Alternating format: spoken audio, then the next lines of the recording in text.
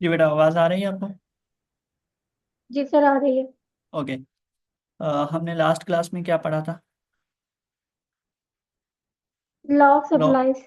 Law of demand and law of supply. ठीक है, law of supply का मैंने ग्राफ वगैरह आपको समझा दिया था। लॉ ऑफ सप्लाई का ग्राफ समझा दिया था आपको।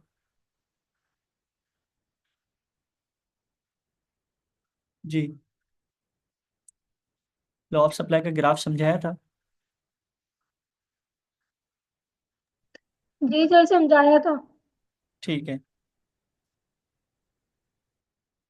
अब हमारे पास जो है वो difference between change in demand and change in quantity demand, दो चीज़ें हैं। चेंज इन डिमांड और चेंज इन क्वांटिटी डिमांड, ये डिफरेंस आता है एक। चेंज इन डिमांड क्या होता है, चेंज इन क्वांटिटी डिमांड क्या होता है? ठीक है, तो छोटी सी डेफिनेशन है। चेंज इन डिमांड जो है, चेंज इन क्वांटिटी डिमांड जो है वो ये होता है कि change in quantity demand due to change in its price, called quantity demand. ठीक है, ये डेफिनेशन बन जाएगी किस चीज़ की? Change in quantity demand. Change in quantity demand के अंदर हम प्राइस से देखते हैं कि प्राइस जैसे ही चेंज हो जाएगी, फॉर एग्जांपल प्राइस आपकी बढ़ रही है तो क्वांटिटी डिमांड क्या होती है? कम होती है। ठीक है, इसी तरह से प्राइस जब कम हो जाएगी तो क्वांटिटी डिमांड क्या होगी? बढ़ जाएगी। इसको हम क्या कहते हैं? इसको हम कहते हैं चेंज इन क्वांटिटी डिमांड। और चेंज इन डिमांड की डेफिनेशन क्या होती है? Change in demand due to change in other factors. Other factor का मतलब यह है कि प्राइस से हम नहीं देखेंगे, हम किस से देखेंगे? अदर फैक्टर्स, किसी और फैक्टर्स की वजह से, कुछ और चीज़ों की वजह से डिमांड हमारी क्या होगी? चेंज होगी। इसको हम बोलते हैं कॉल्ड चेंज इन डिमांड। ठीक है, ये बात समझ आ रही है बेटा? जी सर, आ रही है। क्या होता है चेंज इन क्वांटिटी डिमांड और चेंज इन डिमांड में क्या फ़र्क होता है? चेंज इन डिमांड का फर्क ये है जैसे जब हमारी प्राइस बढ़ जाती है तो वो क्वांटिटी कम हो जाती है। ठीक है, और जब प्राइस कम होती है तो क्वांटिटी बढ़ जाती है। ये क्या कहलाएगा? चेंज इन क्वांटिटी डिमांड कहलाएगा, क्यू डी कहलाएगा। ठीक है, क्यू डी कहलाएगा। और चेंज इन डिमांड जो जस्ट चेंज इन डिमांड होता है, इससे क्वांटिटी अगर मैं हटा दूं तो इसका मतलब है प्राइस से इसका रिलेशन नहीं होता है। अदर देन प्राइस कोई और फैक्टर चेंज हो जाए जिसकी वजह से आपकी डिमांड क्या हो जाए? चेंज हो जाए। चेंज वर्ड का मतलब होता है इंक्रीज होना या डिक्रीज होना, इसलिए हम चेंज वर्ड यूज करते हैं, चेंज इन डिमांड। ठीक है। अब हमारे पास सेकंड जो बात आ रही है वो ये है कि अदर फैक्टर्स कौन से होते हैं? अदर फैक्टर्स कौन से होते हैं? अदर फैक्टर बहुत सारे होते हैं। हमने कहा कि भाई प्राइस कोई कुछ भी है, प्राइस ठीक है। हमारी इनकम चेंज हो रही है तो हम अपनी डिमांड को चेंज करते हैं या नहीं? एक चीज़ की 10 रुपये प्राइस है और हमारी इनकम पहले थी 100 रुपीज़। ठीक है, तो हम इसको परचेज कर रहे थे 10 की चीज़ को। अब अगर हमारी इनकम 200 हो गई, बढ़ गई, तो हो सकता है हम दो चीज़ें परचेज करें 20 की। तो ये जो डिमांड है ये किस वजह से बढ़ी है? ये प्राइस तो सेम है, उसी की 10 रुपीज़ है। पहले 1 यूनिट परचेज कर रहे थे, अब हम 2 यूनिट्स परचेज कर रहे हैं। प्राइस क्या है? सेम है, 10-10 है। लेकिन किस वजह से ये चेंज हुई है हमारी डिमांड? हमारी इनकम बढ़ गई इसलिए। इनकम बढ़ने की वजह से। ठीक है, तो ये एक फैक्टर है। प्राइस के अलावा ये फैक्टर है। सेकंड हमने फैक्टर कहा कि चेंज इन फैशन या टेस्ट। फैशन जैसे ही चेंज होता है तो ट्रेंड क्या होता है? उस ट्रेंड के, उस फैशन के जो है वो डिमांड बढ़ती है, कम होती है? बढ़ जाती है। बढ़ जाती है। ठीक है, फैशन अगर पुराना हो जाता है तो क्या होता है? डिमांड आपकी कम हो जाएगी। इसी तरह से न्यू टेस्ट है किसी भी चीज़ का तो उसकी भी डिमांड ज़्यादा होती है, अदरवाइज डिमांड आपकी कम हो जाएगी। Change in price of substitute and complementary. Substitute क्या होता है? सब्स्टिट्यूट का मतलब है रिप्लेसमेंट। क्या? रिप्लेसमेंट। यानी कि हम ये कहेंगे चेंज इन सब्स्टिट्यूट की प्राइस बढ़ गई, एक चीज़ की प्राइस बढ़ गई। ठीक है, तो हम किस चीज़ पे जाते हैं? दूसरी चीज़ पे जाते हैं जिसकी प्राइस क्या हो जाती है? कम हो जाती है। ठीक है,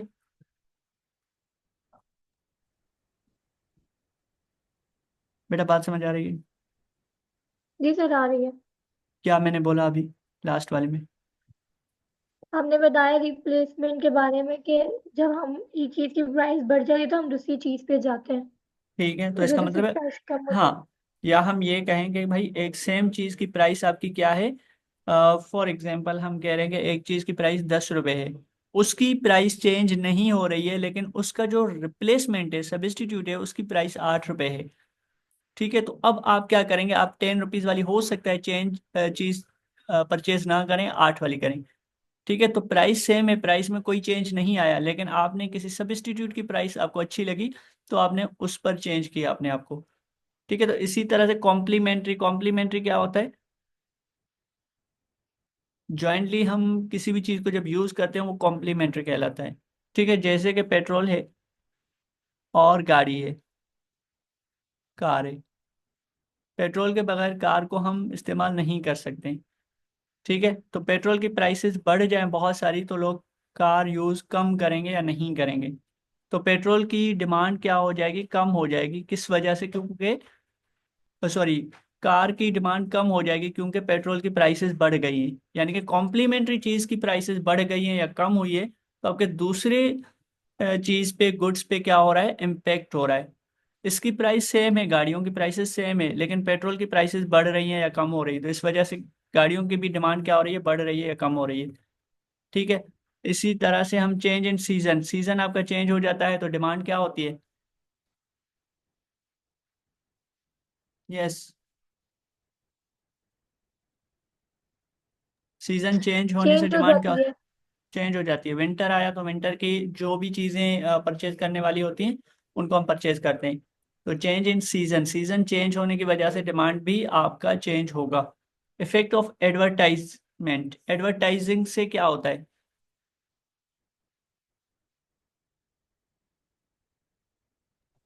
लोगों को चीजों के बारे में पता चलता है अवेयरनेस होती है, पता चलता है, तो वो क्या करते हैं, एडवर्टाइजिंग के थ्रू चीज़ों को फील परचेज कर। करते हैं।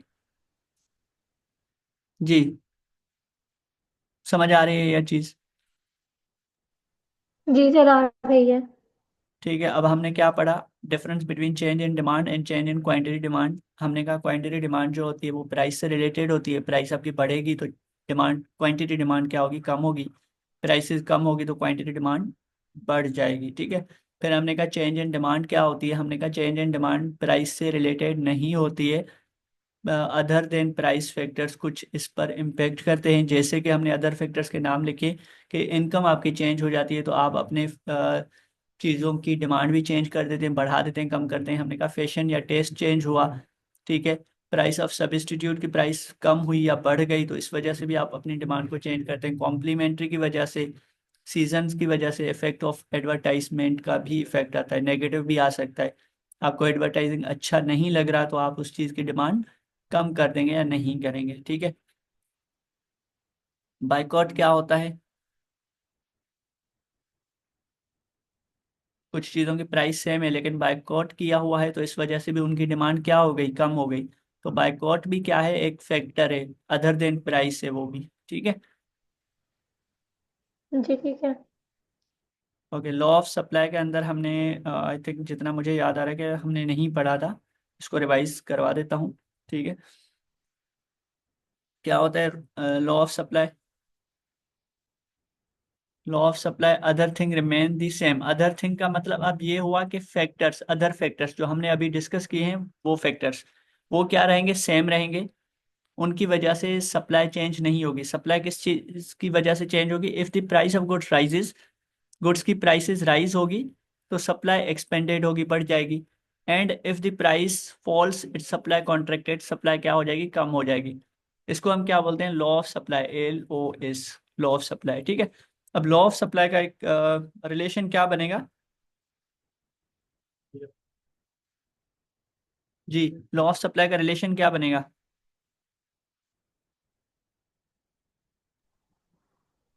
सर मतलब बेटा हमने क्वांटिटी डिमांड और प्राइस का रिलेशन बताया था ना कि नेगेटिव होता है, प्राइस बढ़ जाती है, क्वांटिटी डिमांड कम होती है, तो सप्लाई में क्या होगा, पॉजिटिव होगा।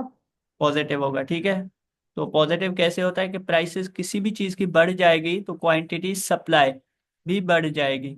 अगर प्राइसेस कम हो जाएगी तो क्वांटिटी सप्लाई भी क्या होगी, कम होगी। ठीक है, ये रिलेशन हम ऐसे इस तरह से लिखेंगे। और इसमें लिखेंगे इट या ग्राफ शोज, या it shows the positive relationship. ठीक है। अच्छा, इसके बाद एक शेड्यूल बनेगा। यहाँ पे हम प्राइसेस रखते हैं, यहाँ पे क्वांटिटी सप्लाई रखते हैं। फॉर एग्जांपल हमने 10 रुपये रखे, 8 रुपये रखें और 5 रुपये रखें, तो क्वांटिटी सप्लाई ये मैक्सिमम है। हमारे पास 10 रुपीज़ प्राइस, तो 10 पे हम हो सकता है 100 की सप्लाई करें। 8 जैसे ही आएगा तो हो सकता है हम 80 रुपीज़ की सप्लाई करें। 5 पे हम हो सकता है 50 की सप्लाई करें। तो जिस जिस तरह से प्राइसेस आपकी कम होती जा रही हैं, वैसे ही आपकी सप्लाई भी क्या होती जा रही है, कम होती जा रही है। ठीक है, तो इसी तरह से हमने ग्राफ ये बना दिया। प्राइस पर यूनिट की वाई एक्सिस रख दिया, यहाँ पे हमने एक्स एक्सिस रख दिया। और हमने यहाँ पे ये अमाउंट जो है पहले से गिवन है, तो इस अमाउंट पर हम कौन से अमाउंट रखेंगे, 10 रखेंगे और 8 रखेंगे। ठीक है, 8 रखेंगे और कितने रखेंगे, 5 रखेंगे। ठीक है,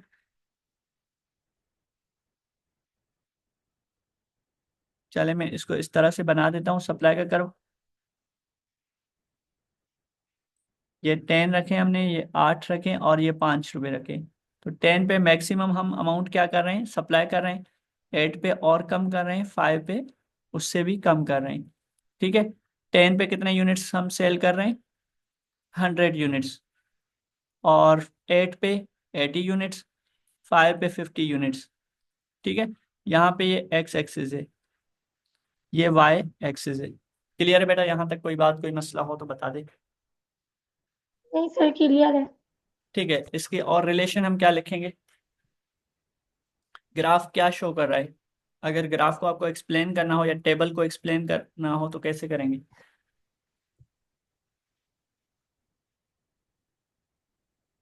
हम पॉजिटिव रिलेशनशिप लिखते हैं। वो तो हमने बता दिया कि पॉजिटिव रिलेशनशिप है। इसके बाद ये ग्राफ हमें क्या शो कर रहा है, हमारे को हमारी सेल्स बता रहे हैं कि कितनी हुई थी। ये 10 रुपीज पे क्वांटिटी ज्यादा है या कम है। ज्यादा है। अ, हाँ, अगर हम if price is 10 rupees, quantity supply is 100। If price decreases 8, quantity supply will be 80. 80। And if price is 5 rupees, quantity supply is 50। 50। ठीक है, तो ये रिलेशन क्या बता रहे हैं हमें, ये बता रहा है positive. When prices increases quantity supply also increases. ठीक है, इट शोज द ठीक। पॉजिटिव रिलेशनशिप बिटवीन, किसके दरमियान बता रहा है, प्राइस और क्वांटिटी सप्लाई के दरमियान पॉजिटिव रिलेशनशिप बता रहा है। ठीक है बेटा, यहाँ तक कोई जी सर। सवाल हो तो पूछ लें। नहीं सर। अच्छा, आज एक और क्लास मिलूंगा आपके अकाउंट्स की, 9 बजे तक। ठीक है। ठीक है ओके, सर, फिर कल आप क्लास लेंगे या नहीं? कल मैं बता दूंगा आपको। ठीक है।